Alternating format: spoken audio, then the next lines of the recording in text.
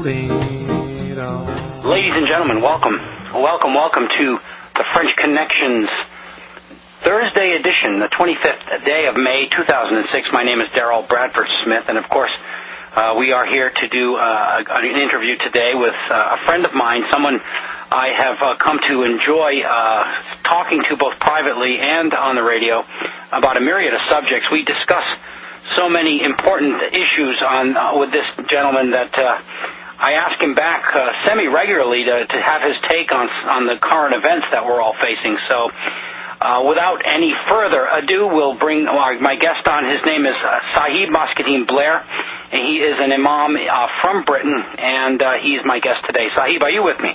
Yes, I am. How are you, Daryl? Very well, thank you, sir. We had a great conversation today, so I'm going to get right into some of the questions I have. You know, we discussed this awakening that's going on, and both in Europe and in America, and it has happened in spite of, not because of, but in spite of the mainstream media. I'm wondering, you know, what your take is on the growth of the truth, both in your society and what you've been able to glean from looking at the world at large, and what kind of significance this has for all of us. Well, I can only kind of gauge from what I see around me. And of course, the official media still maintain the official story. There is no change to that. But I think the number of people who do not believe the official story is growing. And that will pose a problem to them, because gradually they will have to kind of pay lip service or accept that an alternative view of what happened is out there. You know, as the old saying goes, I think Maxwell said that, the media tycoon, he said that for a lie to succeed, it has to at least have an element of truth in it. The media can't afford being totally out of touch with people. And if there's a groundswell of opinion that says, no, we don't buy this, then they have to at least present the other side, even if they try to dismiss it, if they try to demolish it, rubbish, ridicule it as conspiracy theories or whatever. But they have to actually give a little bit of freedom to do that. And there have been programs like that. I'm sure there have been in the United States. We had the BBC, and the BBC aren't known, to be particularly critical of the establishment. Over here, some time ago, that was of course before the bombings in London in last July. They ran a program about that the whole issue of terrorism was used to politically frighten people into submission, and that the threat wasn't real. And so they have to kind of give a little bit and they have to admit, let's say, in some way, that people know something. Yep. And I think that's the beginning of the unraveling of the official story. Right. Well, you know, here's what we discussed too, and I mean, this whole movement away from that official story is going to mean dramatic change. And why? Because everything they did, they hinged it upon the belief that this was going to sell in the public. And in other words, their war was launched on as a result, and so was their assistance to Israel, and so was their next step in Iran. And the lie coming unraveled means so much, doesn't it? I mean, it's not just a regular lie. This is a lie that has changed everyone's lives. I think it was intended to be a watershed, and I think it was also one of their worst miscalculations. I mean, that's still to be seen. But what happens is that 9/11, in a way, was meant to change an awful lot of things. 9/11 was the catalyst, the traumatic event that would allow them to act unilaterally in the world, that would allow them to do things people would otherwise not accept, that paved the way for the war in Afghanistan, for the war in Iraq, that paved the way for the various repressive laws, the Patriot Act, for example, or the anti-terrorism legislation here in the United Kingdom, that really paved the way for an awful lot of things, and that was the justification. And what they, of course, thought would happen is that it was so traumatic, that it was such a shock, that people would just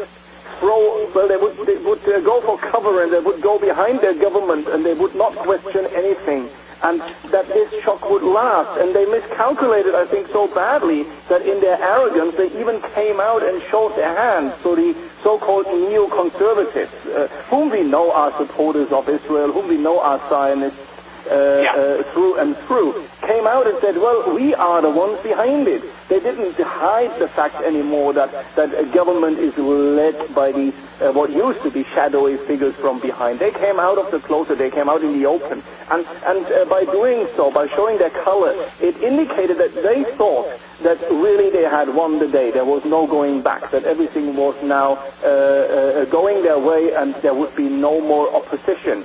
And now we are 3.5 years later in a position where they are increasingly on the defensive, where increasingly they have to justify their position, where they've had one inquiry that didn't satisfy anybody, where there are more calls about what is happening.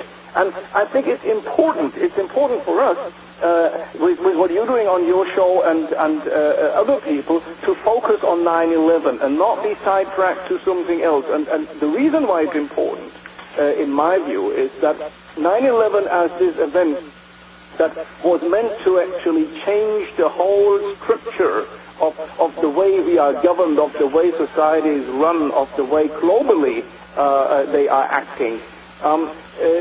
If it can be shown to have been a lie, if it can be shown that what happened is different from what we were told that happened, then of course the whole credibility, the whole edifice falls apart like a pack of cards.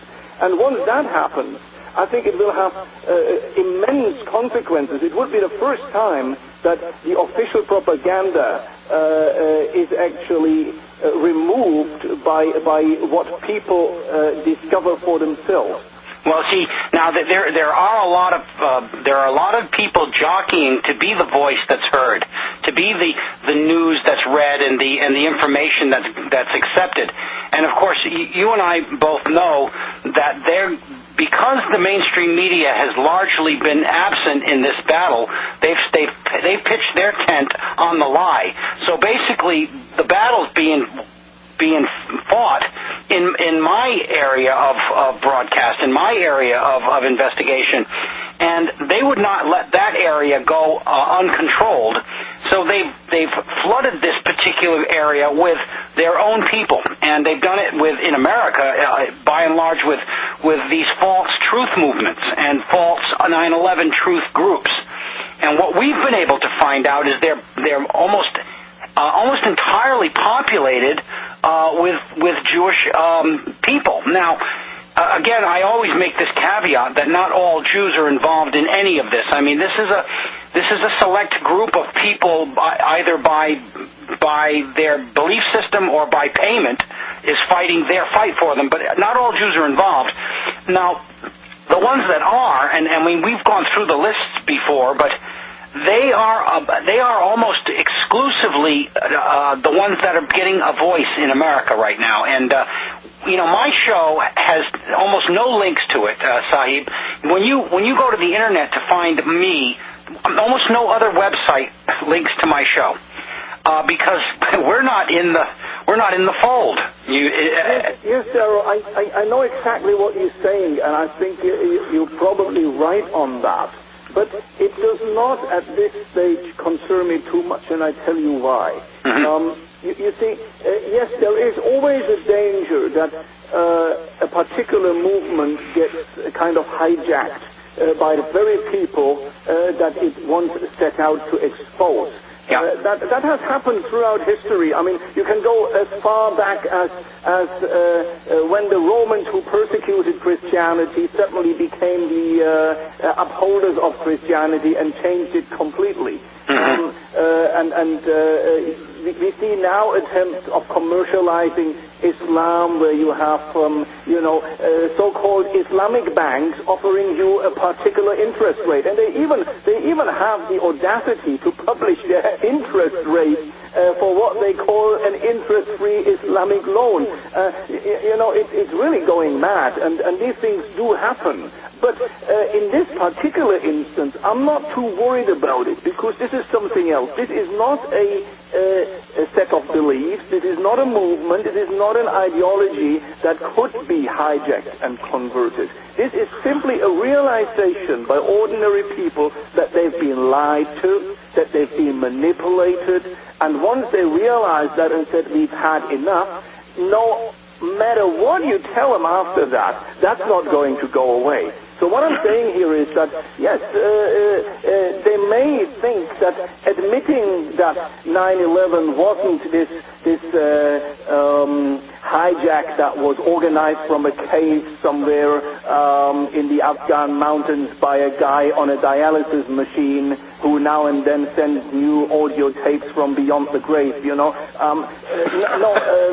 It was actually something else that people realized it couldn't have happened without the collusion, without the approval of the American military, of the American air traffic control, of the American airport security system, and so on and so forth, that these buildings couldn't have come down the way they did without this actually being a controlled demolition, and so on and so forth, that steel doesn't melt just from a bit of kerosene going up in flames, most of it outside the building. When you look at all these things and people realize that they've been seriously lied to because their government has been in cohorts with the people who sacrificed their own population in order to pursue an agenda, then those people don't care at all whether afterwards somebody wants to sell them, a fib here or there. You can't put that cat back in the bag, and I think they're badly miscalculating. So it's good for us. I'd rather let them do that job, because you might reach 10, 20,000 people, and they might reach 10, 20 times that number. Once the people have understood they've been lied to, then you have people there whom you can also tell what you know and take them a step further, but their eyes have already been opened. They're no longer blind. You can talk to them and they understand what you're saying, whereas until now, they're just so in disbelief about it that they can't be. Impossible. My government wouldn't do that. So I think it's a positive development. I'm not too worried about them trying to hide their tracks. And well, what do you think? I got a question. Once people open their eyes, they're going to ask questions anyway. Well, what do you think? I got a question about this. We know of airport security at Logan International in Boston was run by an Israeli company that was actually started by the founders' children of the Mossad, and they also control Schiphol Airport and Gatwick. And we also know that Frank Lowy was a controller of the World Trade Center 3 months before. In other words, my point being that in almost every instance, every instance, to a man, the people involved in this were Jewish Zionists. Now, we also know that those same people are in control of our fiat money system, and we also know that they're in control of our media. What is it we're going to do when Judgment Day comes for this group in the world? How are we going to manage, and what do you see coming as a result of people waking up? Because, listen, we'll juxtapose these facts onto these criminals and end up demanding our pound of flesh. And what's going to happen to our money system? What will happen to media? What will happen to international corporatism? Yeah, you see, I mean, there is no doubt. I usually go from a different corner without just going from the individual instances and then deducting. I ask the question, who benefits? And there is no doubt in my mind that there is a Zionist agenda behind this. And they know that this system is going to self-destruct. They know that the artificial interest-based money system is not going to last. They know that they can't carry on like this forever. But what they want to do, I mean, they have followed an agenda of destroying independence of companies. They all bought up. I mean, today we had talk about Eurotunnel, between France and England, being so much in debt that the banks will eventually take it over. They have destroyed companies and they have destroyed nations. They have made sure that everything is kind of put together in a big syndicates that they control. Eventually what they want is world government. There is no doubt that, and it has to be spelled out quite clearly, that this is what they are. That they are after world government, and they know that when the whole thing comes falling apart, they have to get repressive. They have to force their way through, because people won't go for it willingly. At the moment, they kind of selling them globalization. They're selling them the dream of owning your own home with a mortgage, when in fact all you do is have the illusion of ownership and you pay your rent to the bank. They're selling you all kinds of stuff and trying to entice you into giving up your freedoms, or trying to threaten you and make you fear terrorism so you give up your freedom. But eventually they have to go and come and force it. And this is where the crunch comes, and you wonder, well, will people just take it lying down, or won't they? And I don't think they will take it lying down, because once it has been exposed not as a benevolent force, but as a devilish force that is trained to control us, and that is a quite elitist and superiorist and racist ideology. I think people are not going to accept it. But we also must, on the other hand, be careful that we don't lump everybody together, because that's just what they would want to do. That they say, well, yeah, Jewish, and you anti-Semitic, and you just don't like the Jews, and all that kind of nonsense. There are lots of Jews who have looked through it and said, you don't talk in our name, and this is not in our benefit.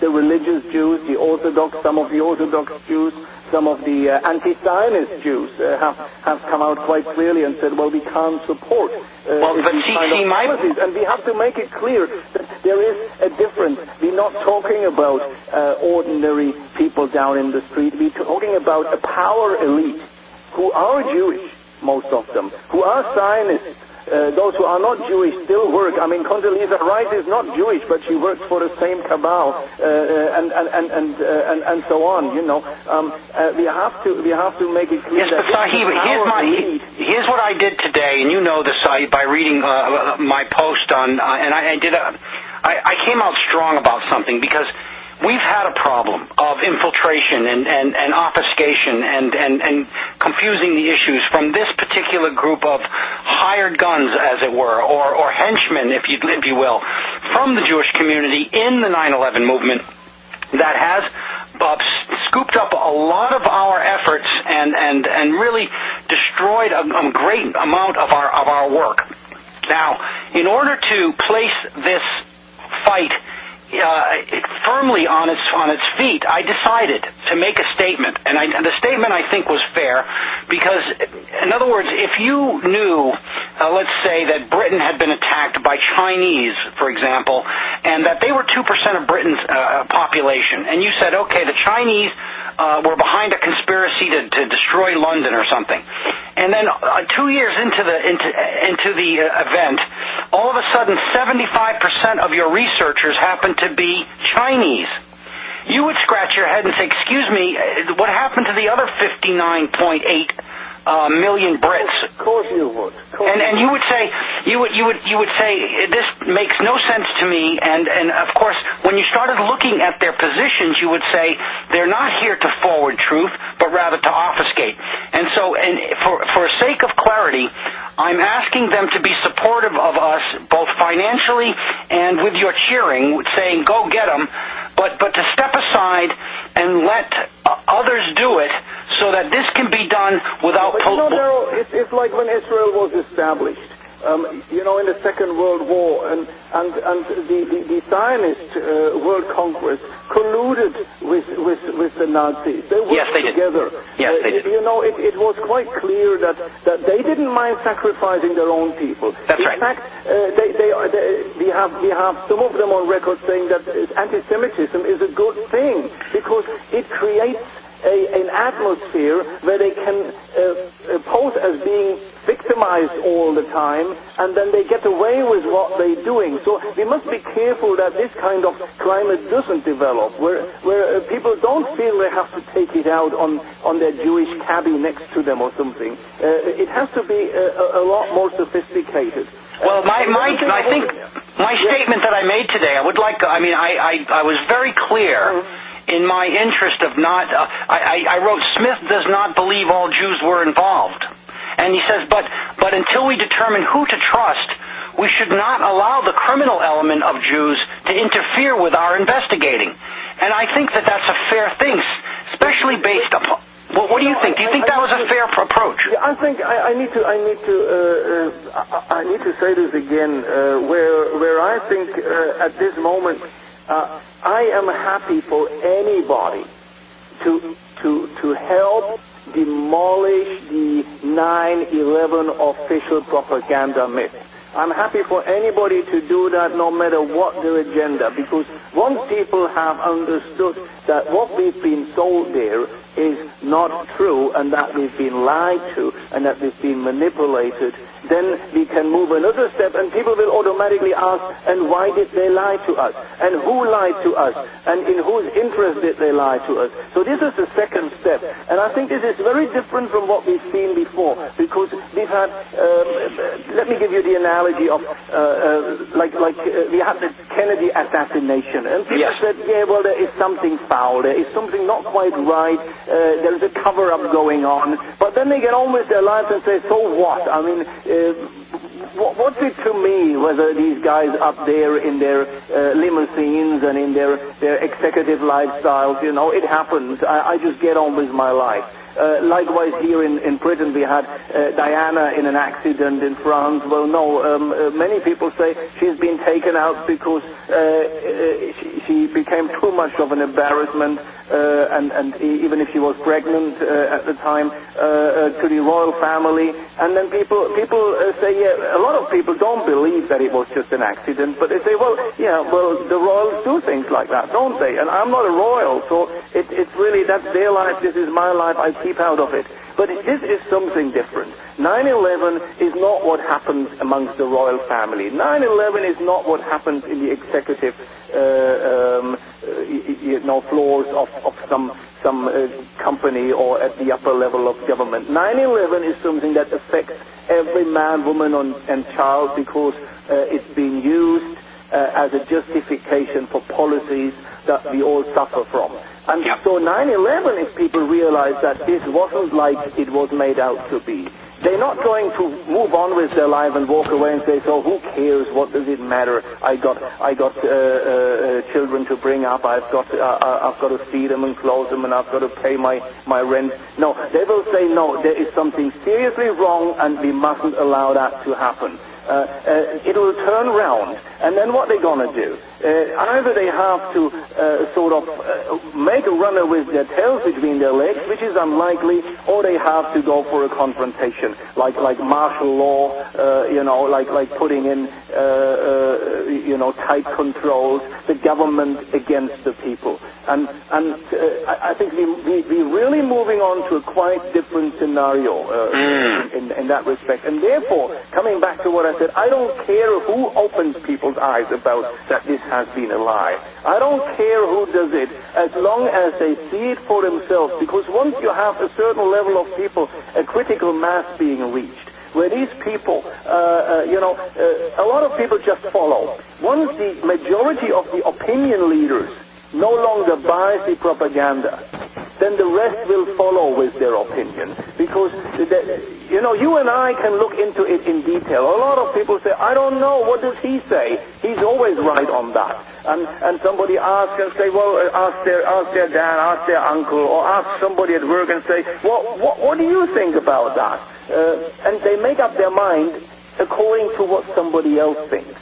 But if those opinion leaders have come round to see through the official smokescreen lies, I think then we're in for a change, and then the whole ball game is going to change. And in that sense, I'm pretty optimistic. I don't think there is any need to be despondent, because the signs are that people are waking up in that respect. Well, for somebody like myself who's so far out ahead of the curve, it's painfully slow. And of course, by by historical standards, is quite quick, in fact. So, I mean, I have to look at it rationally and understand that, if I want it on my timetable, I'm going to be frustrated. But if I want it on a historical timeline, that in fact, in 3.5, 4 years, we've made tremendous progress toward. Incredible in that. It is incredible. I think if they had another chance, they would not let the internet get into the hands of ordinary people, because this way of communicating, of exchanging information, really has allowed people to bypass the official channels, and so it's so much more difficult to control. And I think everything is moving pretty fast. And yes, if you look, as you said, on historical terms, then dynasties rise and fall. They become assertive. They become decadent. They overstretch themselves, and then they kind of collapse. But it would take decades or even centuries. And now the whole thing is really being played out in front of our eyes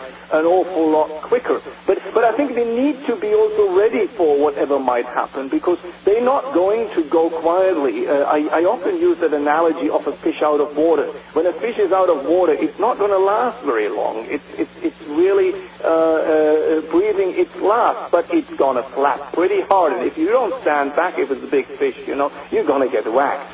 So, yep. I like this that. Is what we're facing, Well, no, I'm a fisherman. I like that analogy very much. now here's a question for you. You're catching them. But you mustn't let them slip away back in the water, and you must be careful that they don't hit you until they've exhausted themselves. So we've got to be careful. We've got to look after our own people as well. We mustn't sort of divide ourselves. We must not fall for some ploy of diverting us or setting us up against each other. And there are various methods that they use in order to achieve that. I mean, look at Iraq, for example, at the moment. They faced an opposition that they did not count on. So what did they do? And there is increasing evidence for that the Americans actually, in order to kind of face off opposition that was aimed against them, started setting people up against each other, started creating sectarian strife, started the Sunni against Shia, Shia against Sunni clashes by orchestrating some carefully planned events. And if people fight each other, they're not going to fight the occupier. So we've got to be very careful that they don't use that kind of strategy on us. Well, let's move over to Iran for a moment. And, my research has told me there are some elements that are similar to the Dunmar in Iran, and that there are people there who probably, for one reason or another, historically or otherwise, have some allegiances that are not with the Iranian people, per se. I think you've got to first explain to people who the Dunmar are. The Dunmar are... No, my listeners know the Dunmar. They know the Dunmar, do they? They know the Salonika Jews who first sabotaged TV. They know all that. And they also know that they brought down the Ottoman Empire by becoming well placed within the hierarchy, both by lending the well-informed audience, I must say, because a lot of people haven't got a clue about that. Well, they not only that, they know that they did it with their financing, because of course the caliph or the leader of that empire needed money at hand. And so he turned to these people, and of course these people clandestinely had been financed through the Jewish bankers. Now, what we find here in Iran, on the other hand, is that the Shia movement may well have been established by clandestine, what we call crypto-Jews. Now, crypto-Zionists would not be the right term, because Zionism is a newer form of this same sickness, but I'm wondering if the elements within Iran that are maybe poking the eye of the West in order to stir up trouble, maybe they're inviting in this catastrophe in some way. I wonder sometime. I don't buy this one. I don't buy it. There are Jews in Iran. They are living quite well there. They are not persecuted as one would want to make. But how about clandestine Jews? Cryptos. Well, I don't actually see the development of the Shia part of the Islamic belonging in the similar lines as the Dönme in Turkey. The Shia-Sunni conflict is a historic conflict that goes back to the times when, after the death of the Prophet Muhammad, peace be upon him, some of the area went back to Arab nationalism, where there was a conflict, political conflict, power struggle, which came to a boil between the supporters of the fourth caliph of Islam, Ali, and Muawiyah, who was at the time asserting his authority, and that split goes back all that time, and there is no Jewish interference and involvement. I'm not saying that not certain groups try to take advantage of some conflict and play it to their benefit, and I'm not saying that they're not sometimes behind like certain events, like let's say there is a revolution in a country and they back the right party so that they get into positions of power themselves. They've done that with the French Revolution. They've done that also. They did it with Anwar Sadat. Revolution. They did it with Anwar Sadat in Egypt. Yes, indeed. But no, I don't think that present-day Iran fits that category, and I don't think they're inviting a kind of interference or showdown. I think it's quite a different situation. And the rhetoric coming out of Iran, whilst it's not particularly refined all the time, is a different one, because it doesn't play by the established rules. Nobody who is controlled, for example, by the Jews would dare to try and demolish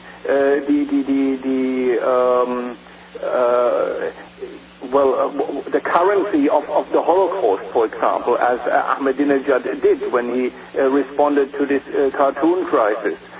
Nobody would do that, because this is their lifeblood on the victimization status, get for themselves concessions that others would not get. So no, I don't buy that particular scenario really. What I am more concerned about really, because Iran, yes, it is regionally important, and it is probably important with regard to what is America going to do next. And it is important strategically for Israel. But if you look a little bit further, because we are in the middle of the making of history, I'm more concerned about when the American empire kind of breathes its last, who is going to fill the gap? And people look, for example, to China. And you will find that the Rothschild banking family already have set up banking operations in China. Yes, in fact, they were the first bank. Yes. They were the first bank given a license to trade within China from the outside. And this is more worrying to me, because what they're saying here is, well, yeah, one empire goes and one dynasty dies and another one is in the ascendancy, and we can just switch sides. Who cares? Like the arms dealers always supply both sides, don't they? And the money launderers do the same thing. And this is what worries me a little bit more, that they simply shift. Like they did shift from Amsterdam to Great Britain with the Cromwell's silent revolution. That's right. They can just do that because it's all a financially based power. The power does not rest in buildings and armies, and it really rests in controlling the purse strings.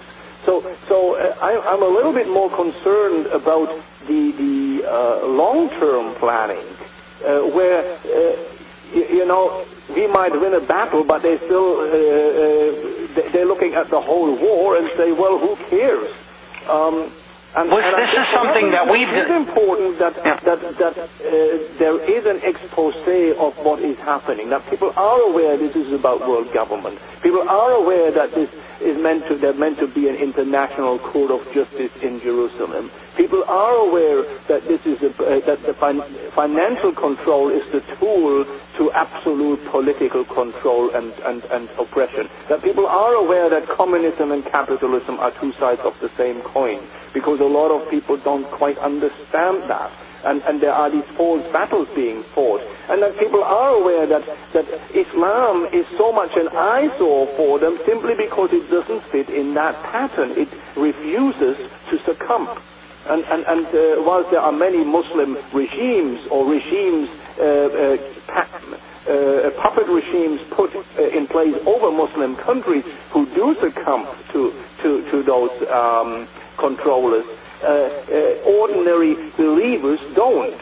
And that reformation of Islam that they want, changing the Quran, making it irrelevant, preaching homosexuality as acceptable in Islam, saying that this and that should be done to change Islam and bring it in line with the modern world and all that nonsense, that people just don't buy it. People say, no, you can't change the Quran. We won't let you, and we won't buy it, and we won't have it, and our loyalty is to that first and to nothing else. And that's why Islam is the enemy for them. Not because the Muslim countries are powerful, not because they have nuclear arms or weapons of mass destruction, but because they are armed with a faith that these people can't penetrate.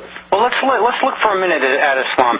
They've got control of the leadership of Morocco. They've got control of the leadership with Bouteflika of Algeria. They've got Libya come on board with Gaddafi starting to acquiesce. They've got Mubarak in Egypt. They've got Sudan now coming onto line. They've got Jordan bought and paid for. They've got Iraq in shambles. They've got Turkey under their control. They've got Saudi Arabia bought and paid for. Look at these. I just almost named every country in North Africa and the Middle East.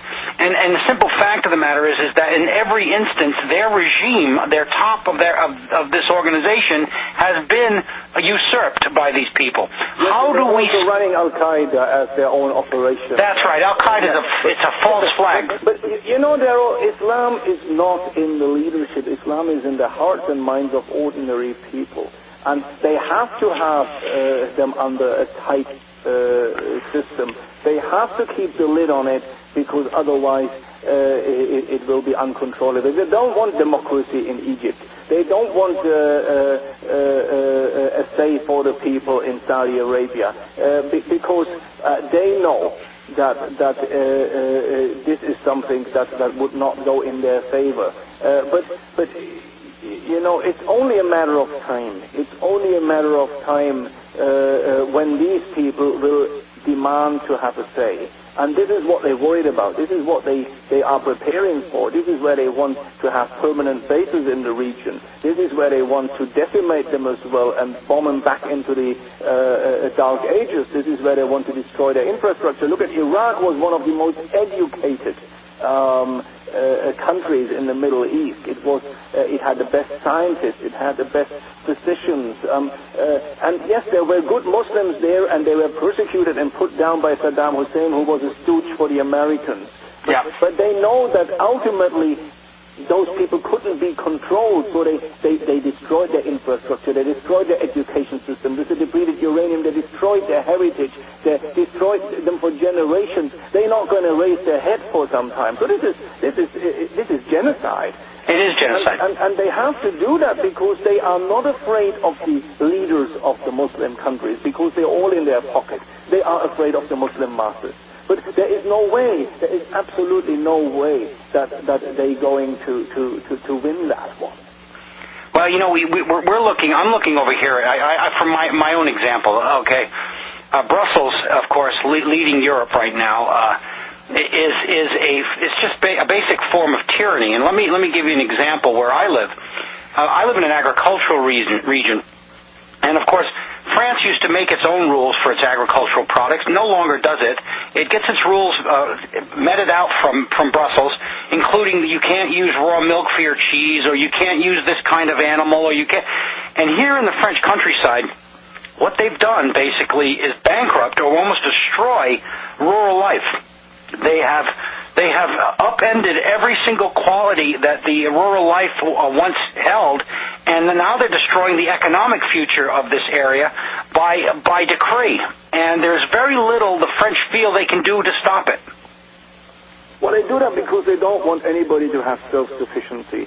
We eat sheep here that come from New Zealand, and we grow sheep here that we export to somewhere else. We buy shoes from Italy or now from the Far East, and everything is made interdependent. So people, if anybody pulls the plug on any country, they can't survive because they haven't got a functioning economy anymore. And this is where the danger is. Yep. And this is where really we have to look back into how can we build communities, because as individuals we're all weak, as individuals we're all helpless. There is not much we can do. So we have to build communities. And of course, yes, those traditional, the farming communities, the rural communities were the ones with the strongest cohesion. In the cities where people just go to work in a factory or something, they don't have that same kind of sense of belonging. They come from different places. In the rural communities, that still have the strongest cohesion. And that is something that has been persistently under attack for many years, because that does make the backbone of a country. If you look at the Second World War, from what I know from stories my parents and grandparents told me, I mean, I wasn't around then, but it was the farmers who managed to A, survive, and B, help others to survive. Yeah. Even if they just gave them a few potato peels, but they did have the potatoes, and they could give them the potato peels. But if there's no farmers, and then that is no longer an option. Yeah. So when you destroy the agricultural backbone of a country, when you destroy, like they have done over the last couple of decades, the manufacturing base of countries, when you destroy and leave only the kind of administrative and financial sectors intact, which are open to manipulation and which are no real wealth creators, then a country really is nothing. I agree with that, and I'm watching it happen here, and so many have attempted to bring in France here, they've still got a very militant rural community, and I mean, this is a country of villages, and because they've decimated the quality of life of these villages, people are angry, and it's hard for anybody to get any traction on what the facts are. I've tried, and others have, and we've got people like Josie Bové and the rest of them, and what we do know is that they're succeeding by and large to implement this Brussels agenda across Europe, and it's killing the European nation state, destroying culture, and making us subservient and really victimizing us. And I'm wondering what your take is in Britain as far as what's happening with this same situation. I think it's happening across the board, but people bear with it because they don't have an alternative. But at the same time, they resent it. And that resentment is important, even though it's not expressed at this moment either politically or through action. Mm-hmm. What that resentment means is that come the time, those people will back the right horse. Yep. What do I mean by that? I mean, you see, they feel they haven't got much they can do. They can't stand up to their own government. They know their own government is selling them out. They can't really do much about it. There's no point going to the in elections to put a cross against any name because they're all in the same pocket. So people become cynical about it and just resign themselves to their fate, but they don't like it. And come the point where there is something where the government is weakened or where there is an action, they will ensure that they add their voice to it. So they're just sitting it out and wait. People don't lose their pride. So what you're saying is we could be entering, Sahib, if I get you right, what we've talked about from the beginning of this conversation is we may be entering a period of the perfect storm. Where you see the lie that has taken civil liberties away, the lie that has destroyed economic security, the lie that has taken away individual rights and individual choice. These kinds of things may well all gel at the same moment by the same single event, and it could explode at any time. Well, what I think is happening is that for the last couple of decades, people have seen so much change in their own lives, it's frightening for them. They no longer have job security. The unions don't have any say anymore. Technology has turned their lives around.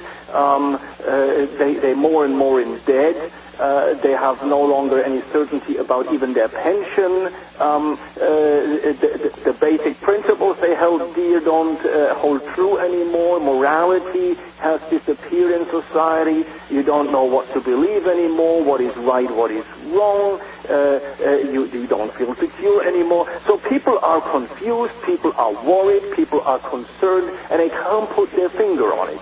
So this is not a good state to be in. But it only takes something that makes them understand how it all fits together, and the whole thing flips.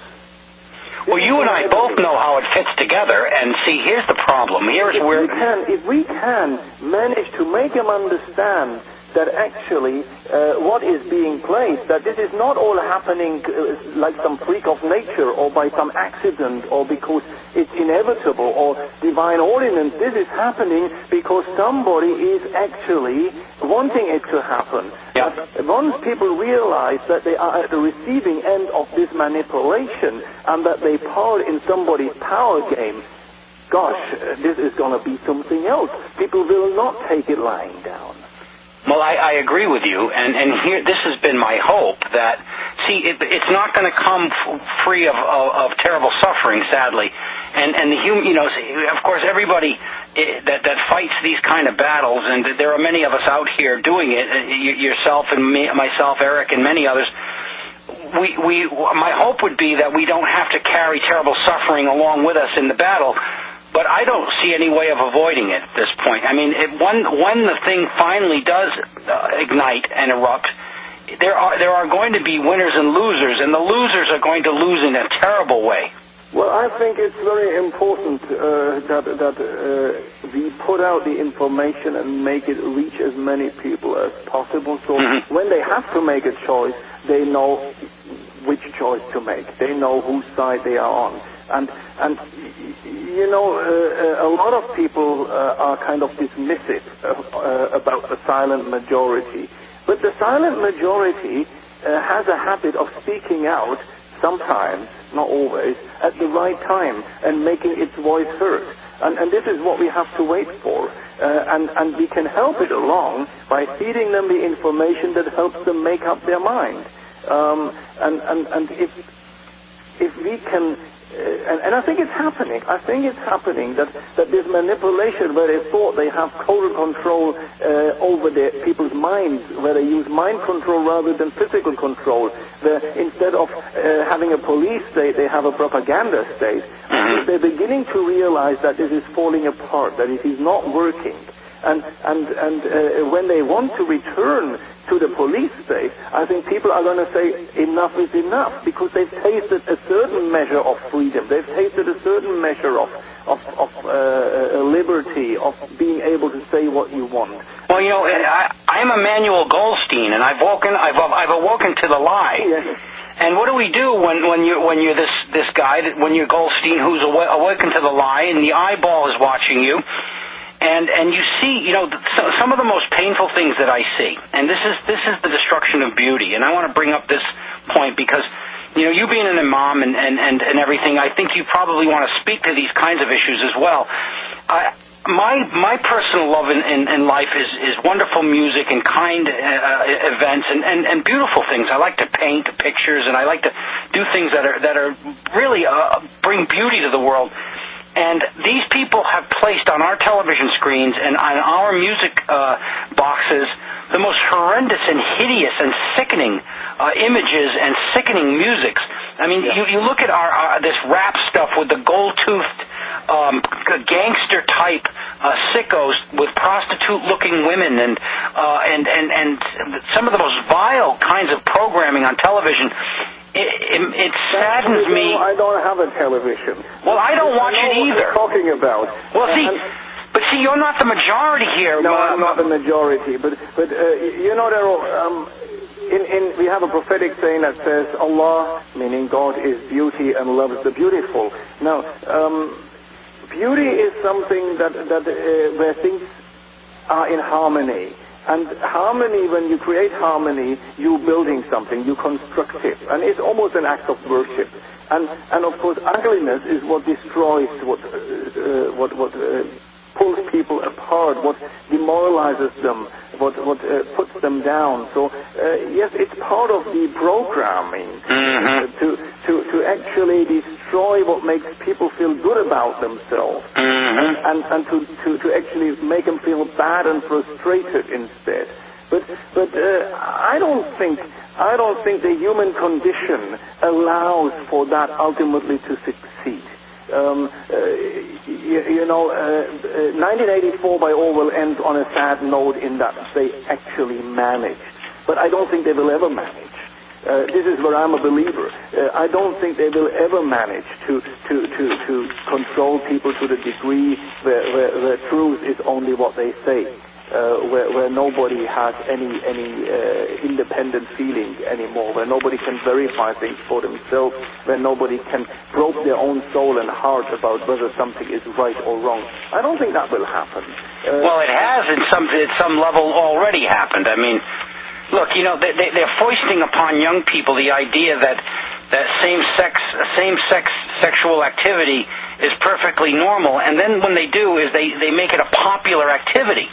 And of course, children are actually finding their way to this kind of behavior. I see how much they have to push it, because it's like advertising, isn't it? If they didn't push it, it'll die a natural death. It's like if you have a particular washing powder brand, you have to every week tell the woman that this one is the best and washes the whitest, because if you don't, she'll pick up any washing powder from the supermarket shelf, because really they're all the same. So you have to kind of keep the propaganda going. And if you don't keep the propaganda going, it all disappears very quickly. And from that we know that it's false, that it's artificial, that it's not real. And the moment it disappears, the constant bombardment with the propaganda, a normal equilibrium establishes itself again. So I'm not too worried about it there, because they're going to run out of steam, and people will not naturally side, for what is wrong. I'm a great believer in the natural potential of people to given enough time and opportunity to figure out what is right. There's always some who exploit, but there is... So you're not a cynic. No. Sometimes yes, but ultimately no. If you lose, and I think we mustn't ever allow that to happen. If you lose faith in humanity, then what are we fighting for? What's the point? You're right. But see, I got to tell you something from my sitting at my desk. I fight this battle every day, Sahib. You know that. I'm on this 24/7 making my effort, and there is a point where being enveloped in some of the sickest stuff you could imagine. I mean, just read the news, read the cycles. It does take its toll. It does, and it's very disturbing. But sometimes things get worse before they get better. Yeah. But I think they've got pretty bad. I don't think they can get an awful lot worse before they have to get better. I think it's important to do two things. One is to inform people about what is really going on, so they can see it clearly, because without somebody interpreting it for them, without somebody showing them, they don't understand what is going on, because they're not attuned to it. And the other is to appeal to their basic sentiment of decency, of mutual respect, those values that people are longing for, but they've seen them kind of disappear in front of their eyes. People don't know how to go back to them, but they do want it. You ask people, they're not happy with what they're being sold. That's they right. think they almost idealize some things that no longer exist, like family life there's a lot of stuff. People are longing for a change, and that longing for a change is important, because what we're waiting for is the opportunity for them to actually express that. So the time will come where they will have to make a choice, and if they understand, you see, that's why they put so much effort into trying to write us off as lunatics, as conspiracy theorists. They write us off as hate mongers. They write us off as terrorists, as whatever, so that people won't listen to us.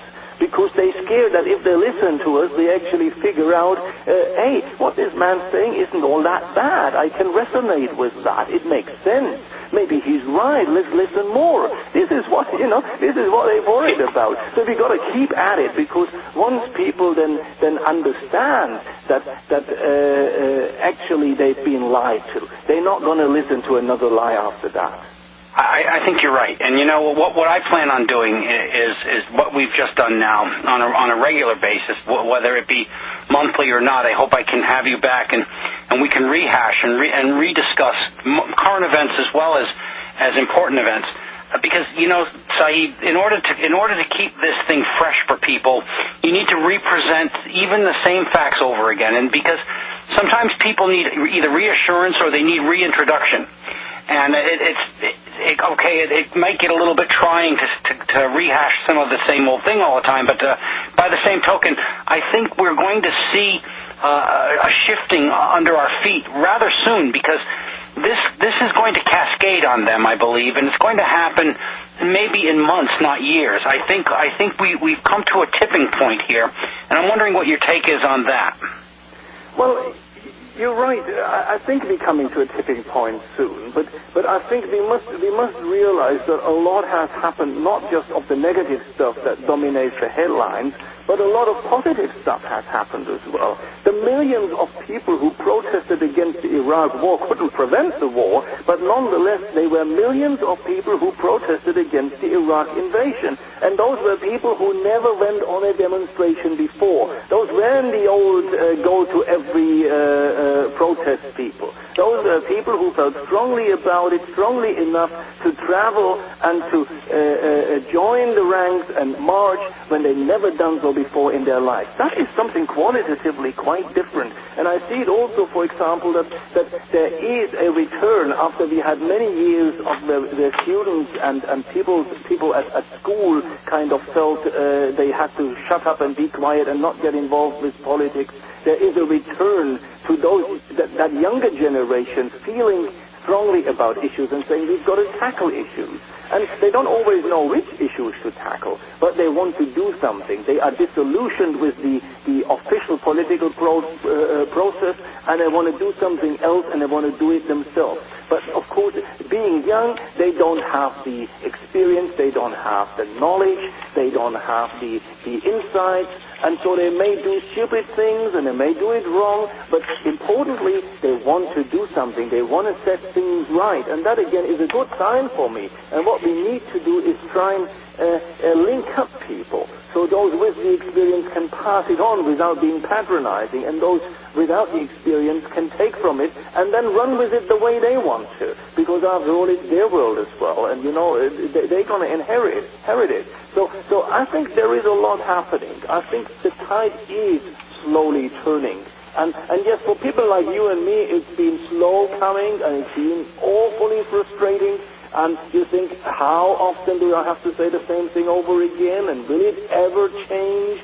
And you think nothing's gonna, and deja vu, and we've been there before, and can it get worse than that?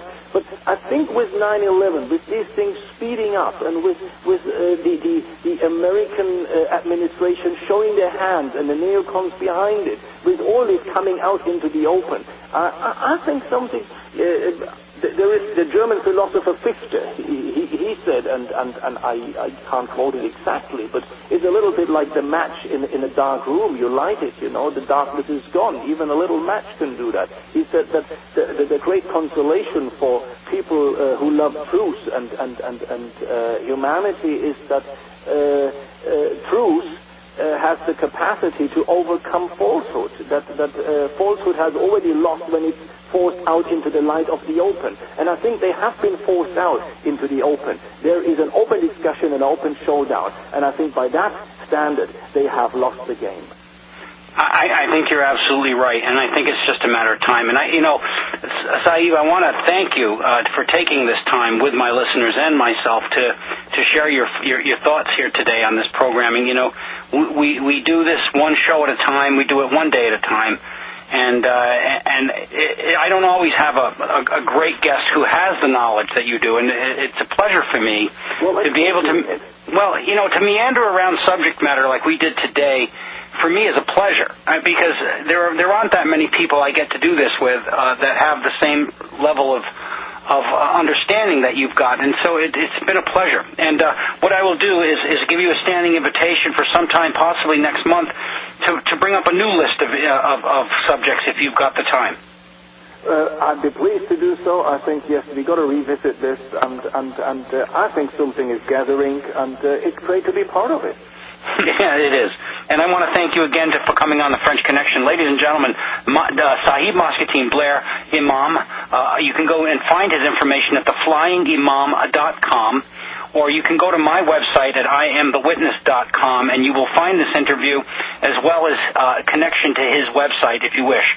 And until the next time, this is Daryl Bradford Smith telling everyone, be well, and bye-bye.